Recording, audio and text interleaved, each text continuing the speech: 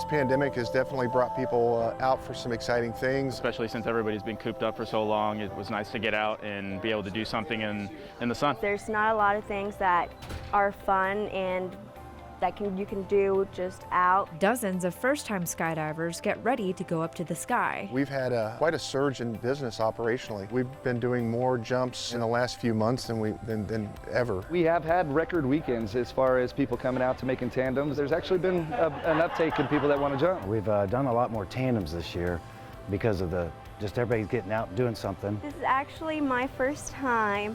And I've always wanted to do it. I am very excited. I have never done it before, so it's going to be a lot of fun. Most people are just looking for something different to do, maybe challenge themselves. Skydive Kansas City owner Chris Hall explains why there's more people out skydiving this year. This is something close to home and affordable that can definitely get your heart pumping and give you some optimism to the future. It's made people really reevaluate life and priorities in things that a year ago wouldn't be so possible in their minds. This has given people a chance to reach out and step outside their comfort zone and participate in a really awesome sport. People aren't traveling as much because of COVID, and they're looking for things to do at home. We're having a lot of fun out here, and people seem to be enjoying skydiving. Skydivers talk about why they jump. It teaches you so much about life. It's freeing, it's therapeutic to go up and jump out of an airplane and just really let go of everything. It's the peacefulness, you know, there's all the crazy that's going on in the world, and you know, your normal job, you got so many things to think of, and when you jump,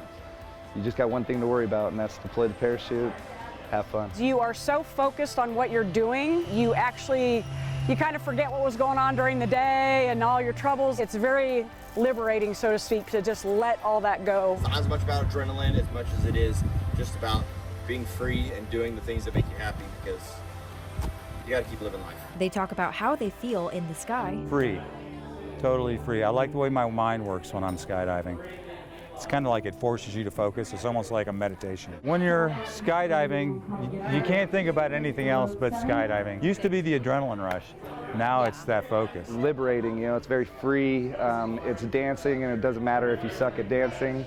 You know, it's just how you dance with the wind. Completely free, like nothing you understand on Earth applies anymore. And the unique group of friendships you make. It's not just the sport, it's the camaraderie. You make great friendships out here. The diversity of people that you actually come across is, we've got doctors, we've got engineers, we've got school teachers, we've got tree trimmers, we've got everything. So you really get a wide diversity of people and all coming together and doing something for fun. I think I just really enjoyed the atmosphere, the people, the excitement. It's a high energy activity. Being able to share this with people and see their experience and relive it through their eyes really is what drives me. I like to surround myself with those types of people. There are many myths surrounding the sport of skydiving, and the obvious one is That it's unsafe and everybody's going to die. But skydiving instructors say this is not true. Skydiving is safer than riding in a car. A lot of times the fatalities are actually self-induced. It's not an equipment malfunction, it's nothing like that. It's somebody that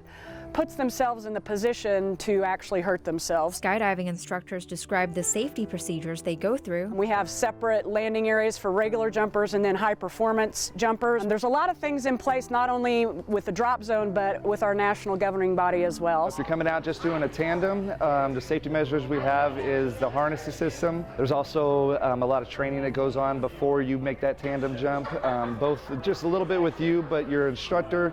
They have to have at least 500 jumps before they can even be qualified to take a tandem course. Every rig has 2 parachutes.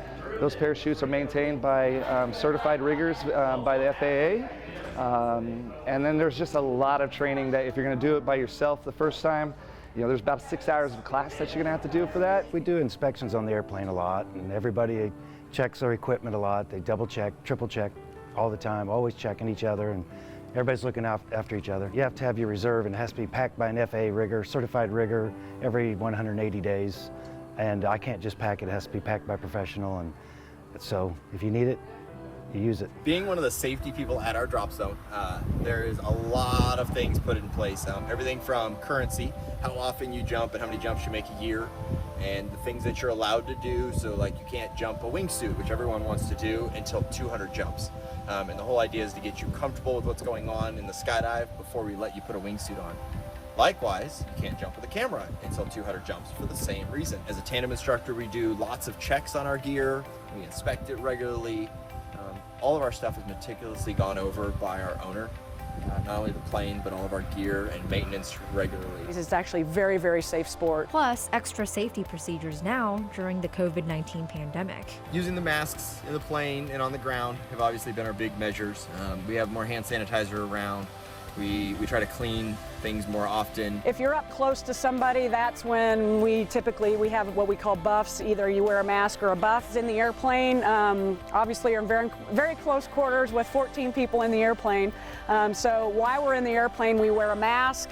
Once the door opens, we're getting ready to go, then we can take the mask off because the air obviously is circulating a lot better. And we can distance here and minimize exposure to each other because the airplane ride is quick and we're wearing masks and face coverings. It's taking those little precautions that are hopefully making a difference with our folks. And another myth is that skydivers go up after opening their parachute. You don't shoot back up in the air, your parachute just slows down and the guy filming you keeps going. And another common myth is getting a stomach drop feeling during exit. It's not like a roller coaster where you're getting yanked over the top, you're just transitioning speed, so it's really smooth. We're gonna go back to high school physics about transferring speed. So when you're on a roller coaster, you're going up the hill and then you finally go over the hill and it yanks you to 70 miles an hour.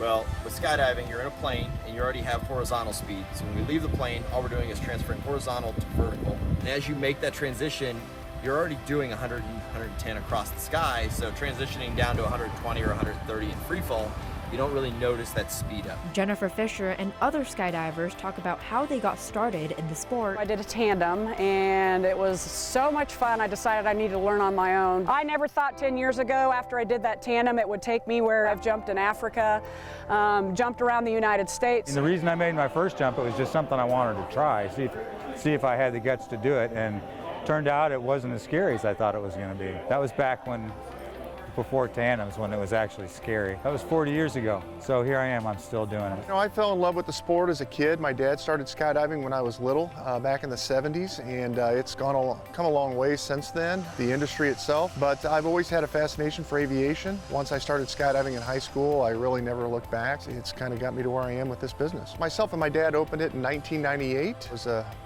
goal of ours to build a drop zone and start it from scratch, and it took us about 3 years to make it come to life, so we're well into our 23rd year of operating. Hall is also the pilot of this King Air. It's a very busy task, there's a lot going on. The flights are quick, we're up and down in 9 to 10 minutes, so I'm going through a lot of atmospheric changes, you know, every 10 minutes. And he hopes more people will continue coming out to get a taste of the sky. We have people 18 to 93 that have come out and jumped with us, so you're never too old. You can't really explain it unless you go through it and do it yourself and try it. There's nothing like it on the earth, so we go to the sky. Well, I think there's a lot of things that drive people to want to jump out of a perfectly good airplane. If you can jump out of an airplane, there's really not much you can't do in life.